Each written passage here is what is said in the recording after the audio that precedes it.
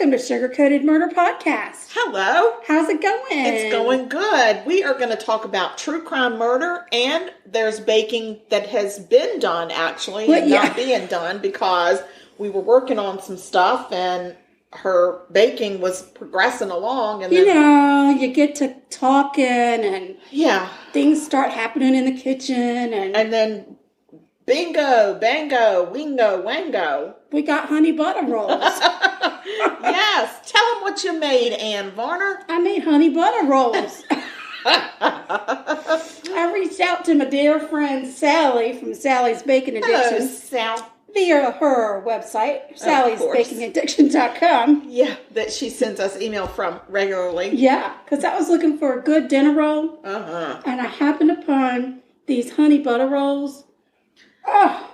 Well, so what happened was they got done, and we normally taste things either in the middle or at the end, but y'all, we couldn't wait. No. They were honeying and buttering all over the place. It was warm bread, and y'all wouldn't want us to be denied. Well, and not only that, but y'all couldn't do it. That's right. Don't say it, because you couldn't do it either. No. They are so delicious. Listen, they are I think everybody gets they're pillows of love. They are pillows of love. Oh, sugar, that is just the sweetest. I mean to tell you, sugar, it's so yummy. Oh Lord. Well, listen, easy peasy. I think people get a little frightened about the whole yeast. Yeah, I am yeast averse because I get scared of the yeast. You shouldn't be scared of the yeast. I know, but it's so easy. You make yeast and look so easy. It's time consuming. Okay. That's the hardest part. Well, it takes a lot of time because... But it's not like you got to babysit it. Like, it takes time, but you can walk away. You can be a walk-away Joe. Oh, yeah. No, I started these suckers about 3:30 this afternoon. There you go. You know, we're late in the evening. Ooh, it's late. I got to go. The sun's going down on the coconut tree. It's my bedtime. I know. She got the sundown syndrome going. We got to speed it up. We got to hurry. Anyway, you make up the dough. It rises for a couple hours. You punch it down, and you make it into rolls, and it rises for an hour, and then you cook it for 18. I did 19 minutes. It came out perfect. I knocked on it like Paul Hollywood does. Well, love me some Paul Hollywood. And sure enough, it was hollow. He's the bread king. The bread king. King of all bread. Yes.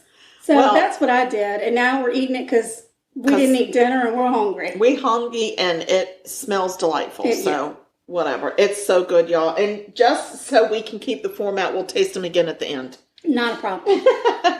So you had something you wanted to talk about. I have a couple of things. Not housekeeping, but some... What kind of housekeeping? All right. I mean, it's just some stuff. Housekeeping. Knock, knock. Okay. You all know that we like to talk about missing persons cases. We actually have started an initiative in South Carolina, and we have a new Facebook page that we're sponsoring called South Carolina Missing Persons Awareness Project. And we actually are going to start a petition as soon as I get the petition started. And we're going to send it to the governor of our state in South Carolina and ask him to proclaim the month of February as Missing Persons Awareness Month. Now, you might be saying, why February? Well, because there is a National Missing Persons Day in February already, so it would encompass that. That's right. So, we have currently over 226 open missing person cases in the state of South Carolina. That number, it is sad, but that number represents families, friends, coworkers that are broken. There's a missing piece, and they are searching for answers. So we've decided we're going to highlight a missing person case every week, and it's my turn. So this week, I'm going to talk to you about Jackson Garcia. He goes by the name Brent. All right. From Sumter, South Carolina. Brent is 18 years old. He has brown eyes, brown hair. He's 5 feet, 11 inches, and 170 pounds. He was last seen on December 26, 2020, at a relative's home on Ithaca Drive in Sumter. Brent does have a history of mental illness with anxiety and depression. He does not have his medication with him. He has been known to visit the 15 South and Cherryvale areas of Sumter. Any information at all, please call the Sumter Sheriff's Office at 803-436-2000 or Crime Stoppers at 1-888-CRIME-SC. You can also go to p3tips.com and give an anonymous tip if you know anything. There is currently a $5,000 reward being offered for any information that leads to them finding him. He was last seen wearing light gray sweatpants, black and white sneakers, and a dark colored jacket. His family fears that Brent is in danger. So, if anybody knows anything, if anybody has a relative or a friend that lives in the Sumter area, please pass this along. We're going to post it on, of course, all of our social media. We got to get the word out there because he's got a mama, and his mama has not heard from him or seen him since Christmas Day, and my heart breaks for her. So we got to get the word out, and I know y'all are going to stand behind us and help us with this, so we appreciate it. All right. Thank you for bringing that to our attention. You're welcome. Prayers to his family and to him. So then I want to tell you about what the Plum Deluxe Tea of the Month is. I'm in the Tea of the Month Club. Yes. And I just want to let you know that I got mine this week, and I'm so excited to tell you about Fresh Squeeze. And it is, they call it the tea to drink between spring and summer. Oh. Yes. So it is a blend of citrus flavors, primarily grapefruit, orange, tangerine. And it says it's got lots of zip and zing for your cuppa. I like a zip and zing. I know. It also has Earl Grey bergamot. I think is how you say bergamot, and orange. So it's I got to tell you, it's a very bright tea. It is so good and refreshing. It's good over ice. It's good hot. Either way. And they actually say that you could pair it with some sangria infusions, which sound delightful to me as well. Well, next time you come to my apartment, you need to bring sangria. Sangria with our tea, with our fresh squeezed tea. That's right. So anyway, it's very yummy tea. I hope that you all will go on Plum Deluxe, use our affiliate link that's in our link tree. Order some. You don't have to, just try it first before you get into the tea of the month. But I'm going to tell you, you will never go back to store-bought tea. Ever. Mm-mm. This tea is exceptional. So, and we want y'all to drink it with us. We do drink so it get because you some. We're tea ambassadors. We're tea ambassadors, what? And we just want to pass all the tea love. Yeah, we don't want to hoard it. No, we're not tea hoarders. Mm-mm. So, all right. Well, I think that's all the what was I saying? What did I? You called it housekeeping. Housekeeping. I just about said kitchenwares. No, that's not the word. No, that's not kitchenwares. It's not magnets. No. So, what I do have is a murder. Dun, dun, dun. This is crazy. This murder. This here murder is done. It's plumb crazy. It's out of Dallas, Texas. I'm gonna tell you about it. Which is funny, because I thought you told me it was out of North Carolina. Nope. That's not what I told you. I gotta start reading my text. You're gonna need to start reading your text to seize. Yeah. Anywho. My next murder is in North Carolina. Yeah. All right. Okay. Kendra Hatcher. She was born February of 1980 in Illinois. She had 3 sisters, 5 nieces and nephews, and she was a pediatric dentist in Dallas, Texas. Oh no. I'm so sorry I dropped something. Lord of mercy. Sugar has done dropped in something and it knocked into something else and that dropped it. It was not my basket though. You still got your basket. Faculties. You still got all your marbles. All the marbles in your basket. Yes. Good. That's good to know. Sorry. All right. Sorry. My goodness. This is a murder. I know. It's rough. Okay, so Kendra Hatcher loved traveling and had an active lifestyle. She loved yoga and running. She had a lifestyle that was nowhere near mine. Yeah. She did philanthropic work throughout Spain and Ecuador. And she was dating a dermatologist named Dr. Ricky Paniagua. Okay. Oh, I don't know about that. Let's just call him Dr. Ricky. All right. So she started dating Dr. Ricky in spring of 2015. They quickly fell in love with each other. Dr. Ricky said Their values synced up, and they were a good match. Kendra was separated from her high school sweetheart, and a divorce was pending when she met Dr. Ricky on Tinder. They even started talking. They talked about starting a wedding fund together because they felt like that's where they were headed. Aww. Yeah. I mean, it was just the chemistry between them was amazing. And I got to tell you, two really good looking people. Oh, wow. Yeah. Two good looking people. Dr. Ricky had dated and broken up with a lady right before he met Kendra. He had dated a lady named Brenda for 2 years. Oh, Kendra and Brenda. I know. It's kind of interesting. There's a pattern. He's got a thing. For endas. He's all about the enda. So they had dated for 2 years and then broke up a few times and then dated another 3 or 4 months and broke up. It was like an on and off again relationship, and he was a little bit tired of that. Oh, no. So he had been kind of on the dating scene and then met up with Brenda, and it was just instant chemistry, and he left that dating scene right behind. Wait, I thought he met up with Kendra. No, he met up with Kendra. Girl, you need to get your endas straight. I got my endas confused. So he had given Brenda a promise ring, but that promise didn't stick. Okay. So Ricky and Brenda still were cordial after he moved on to dating and then started dating Kendra. They were still good friends. Okay. Which is nice, or so he thought. Oh, no. Oh, Brenda. So Brenda Delgado, she was more like obsessed with Dr. Ricky. Oh.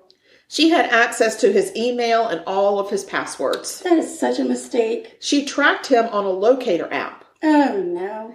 And one by one, she started asking the people around her to help get revenge on Kendra and get Dr. Ricky back. Oh, Lord. So Brenda was 31. She was in school to become a dental hygienist. But Dr. Ricky had moved up to a dentist. She actually met a fellow student named Crystal Cortez, and Crystal accepted a $500 payment to help Brenda with her love problems, a.k.a. Kendra. Uh-oh.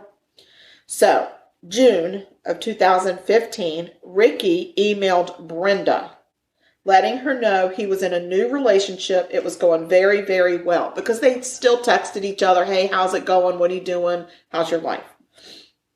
So, he and Kendra were dining in expensive uptown restaurants. They posted pics of each other hugging and gushing love eyes at each other like they were googly schmoogly. Yes, schmoopy and schmoopy. So they even planned a trip to Cancun, and they were going to leave on September 3rd. But on September 2nd, Kendra was shot in the back of her head in the garage of her luxury apartment building. Well, that just sucks. Yeah, so we're going to talk about it. Kendra's tan Coach purse was missing at the scene, so police thought it might have been a robbery. Yeah, that would be my Absolutely. first guess. Kendra's friends, families, co-workers, they were devastated. The uptown neighborhoods in that area were shook. And the women were in fear. I'm sure. Because of this violent robbery that went on. So within a week, police had figured out that Kendra was not killed in a robbery, but she was killed in a murder for hire hit. So police were able to see Brenda Delgado had been cyber stalking and actually in-person stalking Dr. Ricky using his email, his passwords, his social media, and that phone locator app. If I was dating somebody and I had the app, I would make sure the app was deleted, that I deleted it from my phone. Yeah. Because if I Ricky wasn't paying attention. No, Ricky. But then Brenda goes missing. Oh. So then the FBI put her on the 10 most wanted list and offered a $100,000 reward for any tips that would lead to finding Brenda. $100,000? Wow. $100,000. She was only the 9th woman to ever make the list of the FBI's 10 most wanted. Wow. Look at her. That's a lot of dollars. Making names for herself. So she was listed as desperate and dangerous. Oh, God. Yeah. But Brenda's family said, no way. No way Brenda didn't do this. They said Brenda was kind and generous, and she never showed one sign of jealousy. Ever. She had no history of mental illness or violence. They said, you got the wrong person. This is that, and we're worried about where is she? Right. Where is she? So even Dr. Ricky was hesitant to buy into the story of Brenda hiring a person to kill his girlfriend. Right. Like, he was like, this is not the Brenda that I know. Like, we're friends. Right. He told investigators that he and Brenda had remained close friends and checked in on each other on a regular basis. Even after Kendra's murder, he texted Brenda to tell her what happened, and she offered to bring over groceries for him or whatever he needed. Of course she did. Precious, sweet lady. Dr. Ricky told police he was baffled that they thought Brenda had anything to do with this. But as police Come talked on, to the him... anesthesia, Dr. Ricky. Yeah. So, as police talked to him, things started falling into focus for Ricky. Like that first time they had broken up, and then he signed up for a salsa class, and then he got there, and Brenda was in the same class. Crazy. And they ended up rekindling their relationship through that class because they were dancing the salsa together and getting a little grindy on the dance floor. Glory be. So, and then there were the times that he would go running at the Katy Trail near his house. Mm-hmm. And he didn't go often. It was random. It was not, he wasn't on a schedule, but he would run into her. And she'd be running on the trail too. And he'd be like, what a coinkydink. Of course. Yeah, it was crazy. And then that one time that she showed up at the Panera as he was heading out with a nurse that he had dated a couple of times. They were walking out and she was literally walking in the door. Isn't that crazy? He was like, what a coincidence. And then he was like, ruh-roh, not a coincidence. Right. So please hold. Is she dead? That nurse? Bless her heart. She dodged a bullet. He never realized that she was still using his passwords and tracking his locations. And he didn't realize that she had a key to his apartment. Oh, my word. So, little Brenda had set up a full-on spy operation. She even had screenshots on her phone of the airline reservations to Cancun. Oh, my gosh. And she had screenshots from Kendra's Facebook account of Ricky and Kendra's dates and trips. Yes. And unfortunately, Kendra had an open Facebook account. She had no security on it at all. So it was very easy for Brenda to stalk Kendra. And that's a no-no. No, you got to put security. You got to lock it down. Lock it down. You don't know who's out there looking at your stuff. And you just don't need that. So Brenda's roommate, Jennifer, said that Brenda had offered to buy her drugs or a car if she would help Brenda get revenge. Yeah. How does that conversation come up? Over maybe some sangria? Girl. Maybe some dinner rolls. Or I'll buy you a car. Mm-hmm. I just need revenge. So there was a school friend that took Brenda out to dinner, and he said she obsessively talked about the couple the entire time and ended up asking him before the end of dinner if he knew anyone she could pay to hurt someone. And he said, girl, you need to let it go. Yeah. Whatever is in your head, let it go. Then when Brenda asked her roommate, Jennifer, if she would be willing to stab Kendra in the back of her neck with a drug-filled hypodermic needle, Jennifer moved out. She said, I am out of here. I got to go. And I'm going to back out. I'm not turning my back on you. Oh, no. Like, she really has a specific way she wants this woman to die. Now, if I give you a hypodermic full of some stuff. Can you get close enough and just push that in the back of this girl's neck and plunge? Yeah. I'll buy you a car. Or drugs. Whatever. Drugs or a car. Whatever. Yeah, or if you want half drugs, half car. We can go that route too. Whatever you need. However you need to split it up. Can you get it done? Yeah. No, I'll be moving out.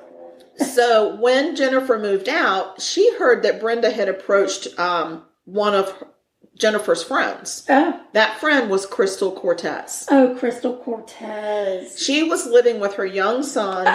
And she did it for $500? She said I'm not done. Okay. She accepted a payment of $500 to help with the problem. Okay. But I'm just saying she offered drugs or a car to Jennifer. Well, I guess Crystal sold herself short. I guess so. So she was living with her grandmother and her young son, and she was financially struggling. Brenda had met Crystal when Jennifer had her and her son over to swim at the apartment swimming pool. So then Brenda started courting or grooming Crystal and having her over for nice dinners. And they spent all this time in Brenda's really nice apartment. And then she started filling Crystal's head with how mean and neglectful Ricky had become, but blamed it all on Kendra. So that's why Crystal felt compelled to help Brenda. And at that point, $500 to Crystal was a lot of money. Right. Because she was really struggling. And I feel like Brenda took advantage of that. Really, though? Really? Do you think, really, Crystal? Really, $500? What price would I accept? Like, what payment would I accept to kill a lady? I'm going to need more than $500. But I'm going to need enough to get me. She's in a situation where she's desperate for money. But in no scenario in your brain, I don't think Crystal thought it was something you could negotiate. Like, I don't think she ever took any negotiation classes in her dental hygienist classes. Right. So she was just like, 500, I need 500. Okay, I'll do it. So Lord have mercy. Right. So for several days, Brenda and Crystal tailed Kendra throughout Dallas in Brenda's Lexus. Brenda even had bought night vision binoculars. Oh my God. Brenda is all in. She's all in. She's getting it done. And my thing is, if you can afford night vision binoculars, you can give Crystal more than $500. Right. I'm just going to bring that up. Or give her the binoculars when you're done. She could pawn them. Maybe. So Brenda knew Kendra's address, of course. She was able to also get that information from tracking Ricky's whereabouts. Sure. And also pictures and stuff on Kendra's Facebook. That might be like a good new question for the young people out there dating. Yeah. What kind of access did your ex have to you? Yeah, you did just she return her key? Yeah. Did you have an app where you tracked each other? Did you turn the app off? Have you deleted everything? Have you changed your passwords? Changed all of your passwords? And your locks. Don't make them things like your dog's name, your mother's name, your father's name, like things that they're going to know about you. You're going to have to make it Appalachian Trail. Right. Like it's going to have to be something hard to spell and that they would never guess. Yeah, turn your S's into dollar signs, y'all. Yeah. Don't give away all the password secrets. I'm just saying, these might be things I would ask now in the dating world. I agree. I completely agree. So, Brenda and Crystal decided the best way to get rid of Kendra was just to shoot her. I guess she gave up on the hypodermic needle thing. Maybe Crystal was afraid of needles. Maybe. I don't know. But neither one of them had a gun or any gun experience. Uh-oh. So they decided, I think we need a hitman. So they drove to Crystal's grandmother's neighborhood. And they would stop and ask several random men if they would be willing to carry out a hit. Oh, so at this point, Crystal's a consultant. Yes, she's got she's being paid for is a consulting fee. Okay. Yeah. Okay. Okay. Yeah, We're exactly. sourcing out now. I know. So yeah, she's just a consultant. So they go and they're trying to find a hitman. So I guess they get tired and they go to Crystal's grandma's house for a visit. And there's a man there with his kids. And this man, he had brought his kids over to jump on a trampoline. Uh-huh. And this man's name was Christopher Love. I'm going to call him K-Love. K-Love. He was a local marijuana dealer. Uh-huh. So with his colorful criminal background and his need to fund, so he needed some startup funds for a prostitution ring he was trying to start. Oh. Yeah. It was like a GoFundMe. And the marijuana sales weren't. It just wasn't not quick enough for him. Plus, and this was all the way back in 2015, yeah, right? Yeah. So it hadn't really hit like it's hit now. Right, exactly. So, and then he was the perfect guy for the job, and he already had his own gun. Well, there you go. This is a match made in heaven. He needs some startup cash for his business, for his prostitution, and he's got some experience. He's got criminal experience. Yes. Yeah. And perfect. he's got a gun. Well, Crystal has earned that money. Oh, she's going to keep earning. So, in a borrowed black Jeep on September 2nd, Crystal dropped Brenda off at the library so that she could study for her hygienist finals with a classmate. Well, yeah. She's got to study for finals. I mean, life is going to go on. I still got to get my degree. Yeah. And not only that, this is the perfect alibi for Brenda. Yeah. And then she goes and picks up Caleb, and they go to Kendra's work because they know where she works, and they wait. And they wait, and they wait. They had no idea that dentists, like, they actually work all freaking day. Wow. They work all day. Like, who's heard of this? Wow. So 2:30 p.m. comes, and Crystal said, I got to take Caleb back to his apartment because she had to go pick up her son from school. I got to get my boy from daycare. She had to go pick her kid up and take him to Sonic. I cannot wait for this lady to come out and get killed. I got to go to Sonic. So she goes, drops off Caleb, goes, picks up the boy, takes him to Sonic for his Sonic treat, and then drops him off at Grandma's, and then goes back to Caleb's apartment and goes back to the dentist office, and Kendra's still working. Because she's a workaholic, this one. Oh, my gosh. So finally, she comes out of her dentist office, and they watch her leave, and they follow her back to her garage. So she gets out of her Camry, and Caleb sneaks up behind Kendra and shoots her in the back of the head. Well, damn. And then he grabs her Coach purse and jumped back into the Jeep. She took the purse. He did. He did. Caleb. So Crystal squeals tires out of the garage, passing Kendra laying face up on the garage door, the garage floor. I was going to say, that is amazing. How did that happen? No, she blew it right up onto the door. No, she was on the garage floor. So at this point, Brenda had gone to Chili's. She got done studying, got a ride to Chili's, and she met Jose. Going to get me a margarita. She got to go get some baby back ribs. Is that where you get those? I don't know. Chili's baby back ribs. I don't know. I don't know. I think that's what it is. I'm sure it is. I want my baby back. Chili's. I'm sure of it. I think that's what she was getting. I'm going to take your word. Oh, I can't see because I cried. So, okay. So, she's there with Jose. So, Jose happens to be the owner of the borrowed Jeep. Oh, so Jose's like, girl, where my Jeep? So she and Jose have dinner and then go back to his place. Oh. And then Crystal shows up and swapped vehicles. Okay. So then Brenda is so happy because she takes Kendra's purse and puts it on her shoulder like it's her prize. Oh, she is so proud of this Coach purse. She is flitting around like it's some kind of a prize. She didn't give it to Crystal? No. She took the damn thing. Selfish. So, well, in the garage where all this happened, there was a camera. Oh, God.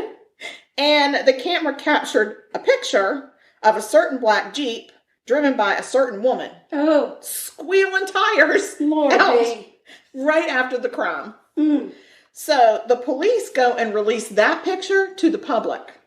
Well, Jose sees a picture of his Jeep on the TV. And he's like, I didn't do it. What the hell? I didn't do it. So he calls Brenda, and he says, Brenda, WTF.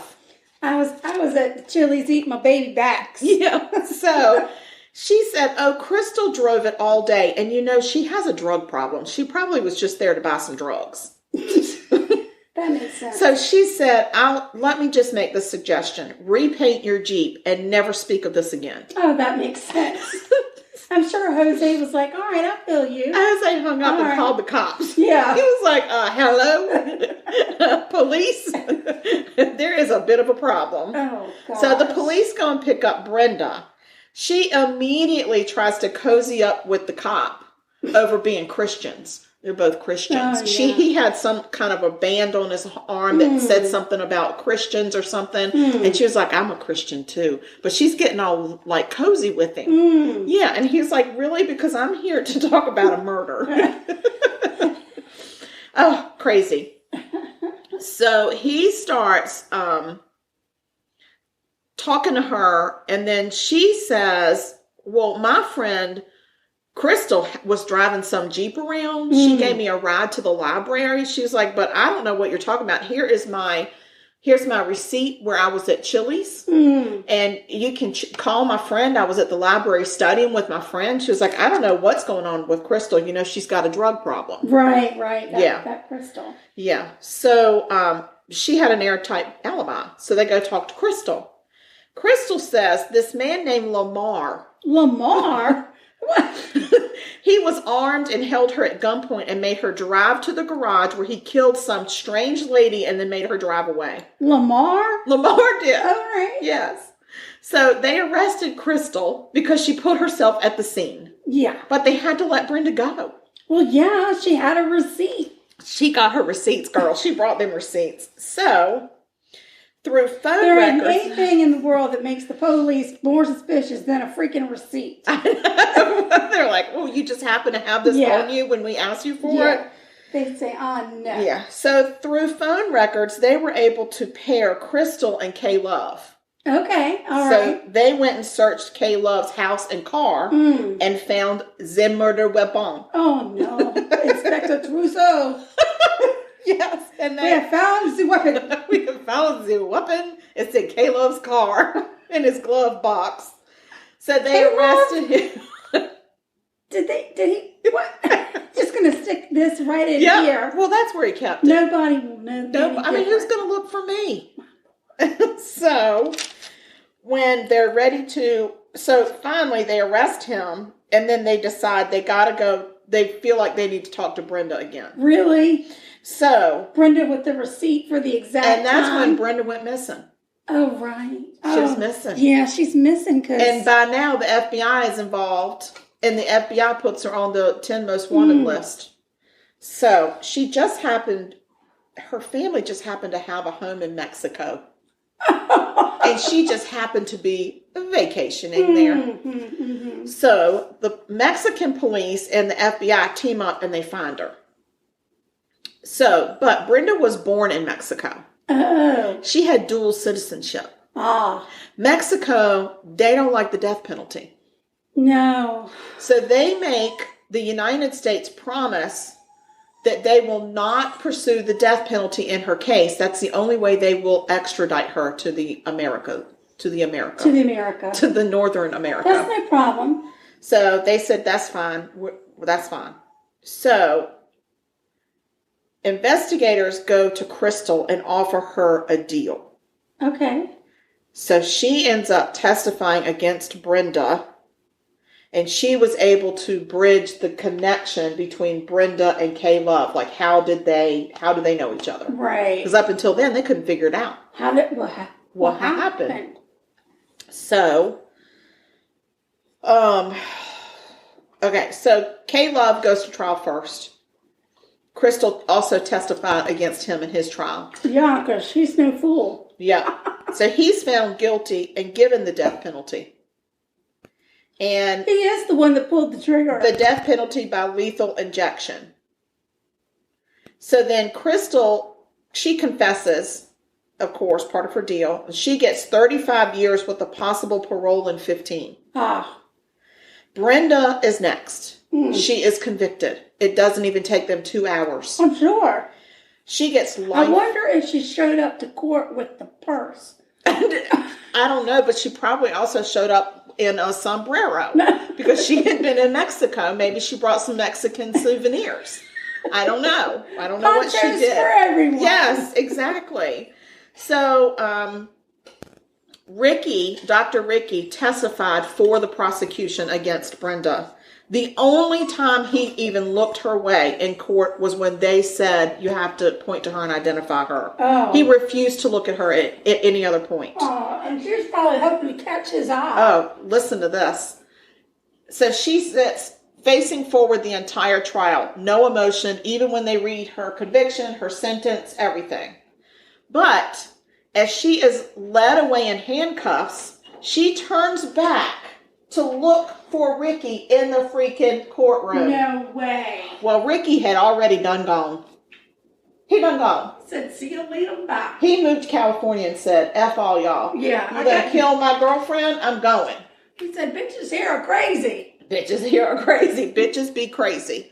So anyway, he and Kendra were actually, he had gotten a job and was probably going to go to California anyway, and Kendra was going to follow him. Right. There was some of that Brenda had seen on their, when she was stalking them. So anyway, so that is the murder of this beautiful dentist. She was a pediatric dentist. She worked at this place called the Smile Zone, which I think is such a cute place. I think it's a cute name. Her name was Kendra K. Hatcher. She was absolutely taken off this earth way too early by some buffoons.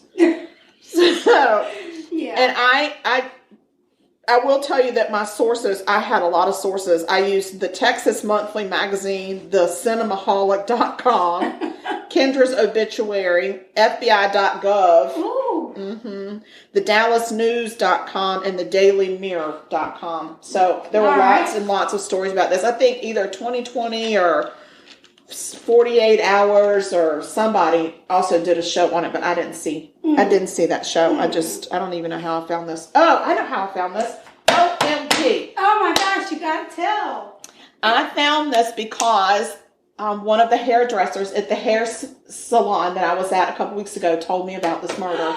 Because that Brenda Delgado is a very distant cousin of somebody that she's related to. No way. How crazy is that? She got a killer in her family. She got a killer amongst them. Wow. Yep. So, anywho, that's the story. That's amazing. My story, and I'm sticking to it. All right. So, do we need to take a pause so that your dog can have therapy? Yes. Okay. Maybe I'll play some relaxing therapy music for him.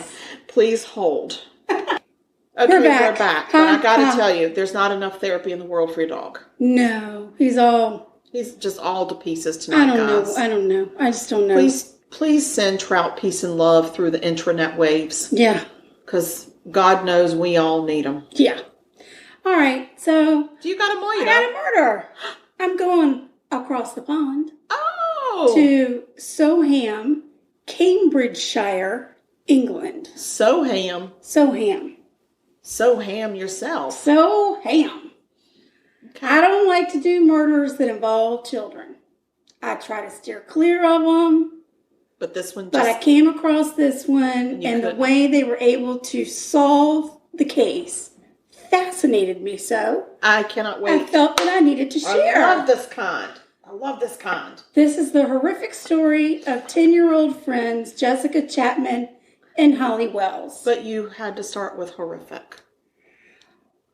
Also called the Soham Murders. Okay. August 4th, 2004. Jessica and Holly, who were best friends, hung out at Holly's house. There was a barbecue going on there. Mm-hmm. They had some friends and family over. I love a barbecue. The girls hung out listening to some music, playing video games. They ate dinner with some friends. At around 6 o'clock, the girls decided they were going to walk down the street a ways to get some treats from a vending machine. And they call it, what? In some stuff that I read, a sports center, which I think is like a Quick Mart for us. Okay. Excuse me, I had to clear my throat. So sorry. Anyway, on their way back to Holly's house, they passed the house where their teacher's aide from their school lived with her boyfriend, Ian. And Ian was out in the yard as they passed and invited them in to visit the teacher's aide, Maxine, who was the teacher's assistant at their primary school. At 8 o'clock, sorry, I'm knocking into the cord with my foot. Mm-hmm. At 8 o'clock, Holly's mom went to check on the girls, but they weren't in Holly's room. By 8:30, she was on the phone to Jessica's parents. The girls were not at the Chapman's house. According to police records, the girls were reported missing by their parents at 9:55 p.m. Over 400 officers searched for the girls. They went door to door, interviewed local registered sex offenders, and did extensive searches into the possibility that the girls left to meet someone they'd met online, but nothing gave them any leads. There was tons of media coverage. Over 2,000 tips came in about the girls' disappearance. CCTV did show the girls buying treats from the vending machine at 6:28 p.m., but that was the last that they were able to confirm seeing them. Ian Huntley came forward and told police that he had had a conversation with the girls as they passed by his house the night they disappeared. But he did more than have a conversation. Yeah. Okay, that's fine. If you touch that cord one more time, I'm going to cut your foot off. I think that we just need to move the cord so it's no longer in a space where I could possibly. Or I'm just going to turn my back on you. How about that? That's dumb. That way I'm not even close to wanting. I'm just doing that. So Ian comes forward. He tells police, I had a conversation with the girls as they passed by the house the night they disappeared. Police say, tell us more about it. He said that they had stopped off to visit with his partner, Maxine, who had applied to be a teacher, a permanent teacher. Mm-hmm. And the girls were asking whether or not she'd gotten a job. She had not gotten a job. Aww. They wished her well and continued on. Maxine, you didn't get the job. Police say, okay, well, we're going to come in and search your house because that's weird. Because we don't believe you. Right. The police searched his home. They didn't find any incriminating evidence. They did note, though, that there had been some extensive cleaning in the house. Ian told them that they had had a flood recently, and that was the reason for the deep clean. Police were very suspicious of Ian, but had nothing they could ring him in for. They did take DNA samples from him, just in case. Good for them. Good. So they check his alibi, Maxine, and she backs up Ian's story. Though police did find it a little odd that when she spoke about the girls, she talked about them in the past tense. Uh-oh. That's not good, guys. That's not good. That's a red flag. That's a huge red flag. That's a red banner. Red flag. As weeks passed, police noticed that Ian seemed out of sorts. He had been losing weight and became very paranoid, and he started asking police questions like, how's your investigation going? And so, how long does it take for DNA evidence? Hey guys, what y'all doing? To disappear. Disappear? Or not disappear, but before it starts to deteriorate. You know, God, like what kind of time frame are we looking at for that? Oh, yeah. Ian and Maxine both gave interviews to the press. And that was probably not their wisest move. No, Dot. Well, because I think a not so wise move is going to the police and asking them how long it takes to go away. DNA to go away. Just out of curiosity. Yeah, it has nothing to do with the fact that these two missing girls were at my house. Yeah. Never mind the weight loss. I've been dieting. Yes, even though I didn't need to. Mm-mm. Don't worry about my paleness. I just haven't seen the sun in a few weeks, but I'm fine. I'm good. Back to that DNA evidence. Right. How is that investigation? Yeah. So when people see Maxine on the TV, they say, Maxine was not in Soham on the night those girls disappeared because I saw her out in Grimsby at a bar. No way. Yeah. So at this point, police pick up Ian and Maxine and they put them in what they call safe houses. What the hell? What the hell? Like, I think it's like it's not jail, but they put them in a place to protect them because people are up in arms about these missing girls. And also, they feel like they need to keep a close eye on them. Okay. Right? Like, we don't want you to disappear. No. On August the 16th, police did a search of Ian's place of employment. He worked at Soham Village College as a caretaker. Okay. They found shirts that belonged to the missing girls. Nuh-uh. The night they disappeared, they were wearing soccer jerseys for the Manchester United soccer team. Yeah, big, huge national soccer team there. I think that's huge. The one old David Beckham is part of. Yeah. I can't whistle, but y'all get what I'm saying. I don't know if y'all picked that up or not. That was a whistle. Woo! Woo! That's all. So they had been wearing those jerseys the night they disappeared, and they found them. The shirts had been cut and partially burned. What? The bin was dusted for fingerprints, and sample fibers were taken from the shirts. Things do not sound good for these girls. Police searched Ian's car on August the 17th and found that the rear seat cover was missing, and the covering from the trunk had been removed and replaced with carpet. The car, like the house, had been cleaned extensively. Oh my God. Samples of dust were taken from around the pedals and the wheel arches of the car. Oh, so they could figure out where he'd been. Yeah. That same day, both Ian and Maxine are arrested on the suspicion of abduction. But the police told the media they believed they were conducting a murder investigation. Right. Ian refused to answer questions and tried to pretend that he was mentally ill by drooling during the police interview. No way. No, come on, Ian. You are a doofus. Yeah. What a dummy. Yeah. Like, what? How? How dumb does he think the police are? Right. I'm just going to sit here and drool. Like, he's been perfectly fine asking, Oh my God. let's talk about the DNA evidence. Oh my God. What an Now oaf. he's drooling, right. On the other hand, they start talking to Maxine, and she immediately confesses, I lied. No shit, Maxine. She says, I lied about where I was. Because Drooly McDrooly over there, I cannot put any faith in him whatsoever at this point. I got to just protect myself. She said Ian told her that the girls had come into their house that night because one of them had a nosebleed, and he was trying to help her get it stopped.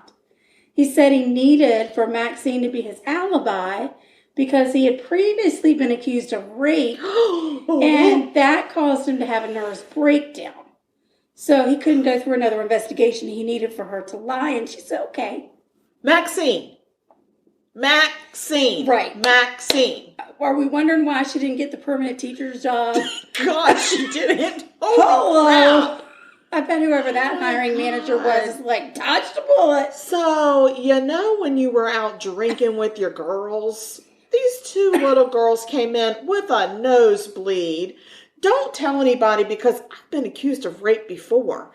Don't worry about what happened in the investigation. Just know I had a nervous breakdown. So you need to protect me. Yes. And she's like, okay. Of course I will. Of course. Maxine, you are dumb. You don't have to ask me twice, she says. Yeah. And then he starts drooling. She's like, oh, the love of my life. He's so romantic. Oh, I love it when he sexy drools. drool you got. I just can't say no to that drool. Oh my God. At around 12:30 on August the 17th, which is the same day those two yahoos were arrested, 10 miles outside of Soham in Suffolk, a gamekeeper was out with two friends checking a pheasant pen. Oh. I don't know about the gamekeepers and the pens and whatnot. Okay, I got it. Like game is in animals. All right, but why are there pheasant pens out in the middle of nowhere? He probably does pheasant hunts. So he raises pheasants as game and then releases them and then they go hunt. Well, that's just not nice. Well, I'm just saying that's what they do. Okay. I'm not trying to pass no judgment. Well, this gamekeeper was out checking on his pheasants and he smelled something weird. And it wasn't just pheasant poop? And he said, that doesn't smell like anything I've smelled before. I think I'm going to go check it out. Because that's what anybody would do, no, right? I'd be like, that I don't smell smell something weird. That don't smell right. I'm going. Yeah, I'm out. Check y'all. Somebody might want to check on that, but I'm out of here. Hey, guys, that don't smell real good. So he walks through some overgrown brush just off of a partially paved road. And there, laying in an irrigation ditch, he found the partially burned, naked bodies of Holly Wells and Jessica Chapman. Partially burned? He immediately called the police. It had been 13 days since the girls went missing. Their bodies were in an advanced state of decomposition. It took 4 days. It took 4 days and Monday, DNA. Tuesday, Wednesday, and Thursday. That's 4 days. 4 days and DNA before they could be identified.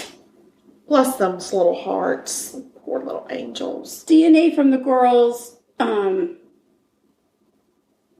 I wrote shorts, but it wasn't shorts. It was shirts. Okay. Matched DNA found in Ian's home. The fingerprints that they had gotten off the bin at his work turned out to be Ian's.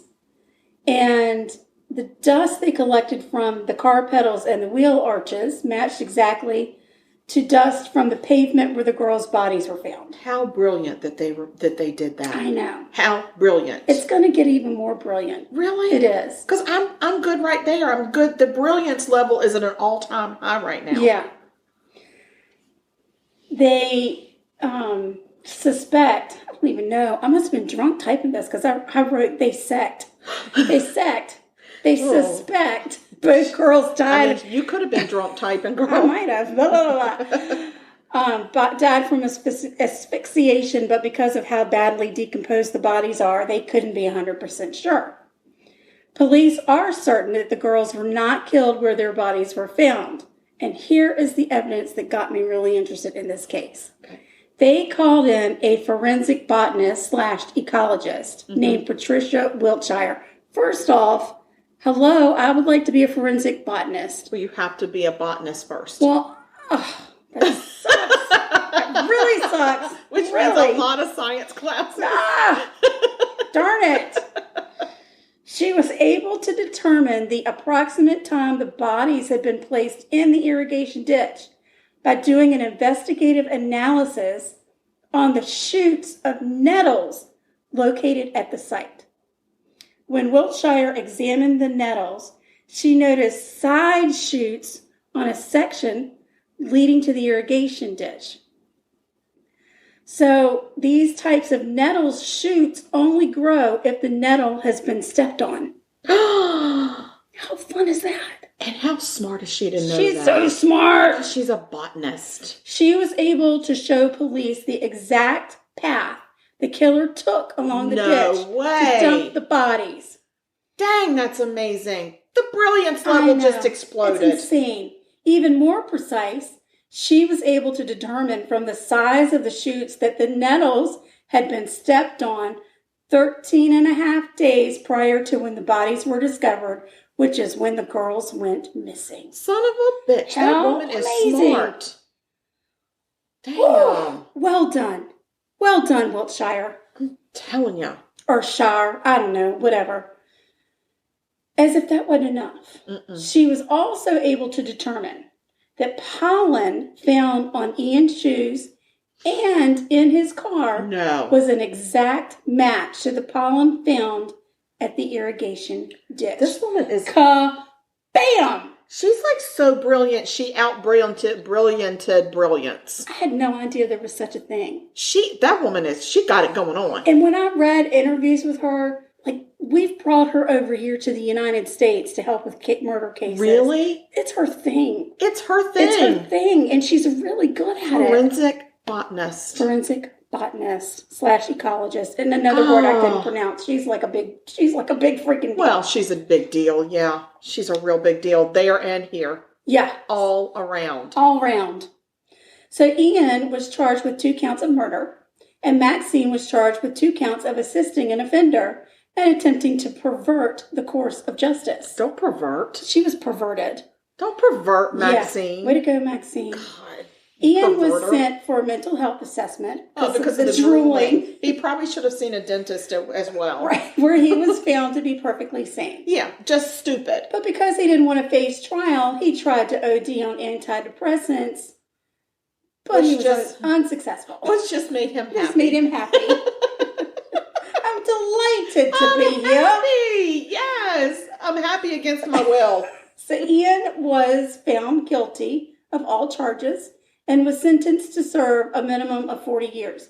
Wait. He got 2 life sentences with the possibility of parole is what we would have here. So he has to serve. He has to serve before they even talk about whether or not he's going to be paroled. Right. He's eligible for parole in 2042 when he'll be 68. Well, I still don't want him out. No. Here's something completely ironic. One day after Ian's conviction, the Criminal Justice Act 2003 was passed in the UK, which would have made a sentence of life in prison without parole for murder convictions. Like you couldn't get that parole. Okay. It's automatic life in prison, no parole. And it was a day after he was convicted. 1 convicted. day after he was convicted. Oh man, he it's cheated all right. the system. It's all right. It's all right. There's good news coming. I'm going to tell you, I don't feel like Ian is going to fare well in prison. There's good news coming. Because I feel like he's just not prison material. There's going to be some bizarre news. I don't feel like he's got the the fortitude, the mental fortitude that he needs to be in prison. Right. Just saying. I mean, they're not going to take to him drooling a lot. Right. Don't talk to me, I'm drooling. Drooling. Maxine was found guilty of assisting an offender. She served 21 months of her 3.5-year sentence. Because of threats on her life, when she was released from prison, she was given a new identity, a new home, and the promise of lifelong anonymity. She's probably our freaking neighbor. No, she's definitely not. Are you sure? There have only been a handful of people in the UK that have gotten lifelong anonymity. So she lied and knew where these two girls who were students in her classroom. Yeah, I need to see a picture of her in case I see her in public. Right. And I'll be like, I know you. Well, I've read some press, and the press over in the UK is brutal. Mm-hmm. And they probably say that about the Americans too, but yeah. But people know where she is. Oh, they do. And they don't like it when she shows up where she is, and I hope they give her a hard time. I think they do give her a hard time, but okay. Anyway. So what's up with Ian? Let's talk about Ian's life in prison. Yeah, let's do Mr. Drooly McDrooly. First off, I'd like to tell you that he has become very good friends with one of your friends, Peter. The Yorkshire Ripper. Shut the front freaking door. Yeah, he and Peter have gotten to be quite close over the years. What the hell? So, since he started his jail time, he's been attacked repeatedly. In 2005, an inmate threw scalding water on him. And it made him drool. No. In 2006, Ian attempted suicide. Okay. He was not successful. No, because he's not successful at anything. In 2010... Nothing. Like, there's not success with this man at all. No. In 2010, another inmate slashed his throat. Oh, dear. He did survive his injuries, thank God. He can't die, no matter how much. Fun fact, after Ian attempted suicide the second time in prison, the guards searched his cell because what he was doing was hiding his antidepressants. Yeah. And then, So they searched his cell and they came across a cassette tape. And on the tape, Ian confesses to the murder of Holly and Jessica. He says on the tape that he confessed the murders to Maxine, who told him to burn the bodies to get rid of DNA evidence. He said that he wanted to confess to the police, but Maxine didn't want to risk losing her teaching job. Maxine! Bully for you, Maxine. Oh, my God.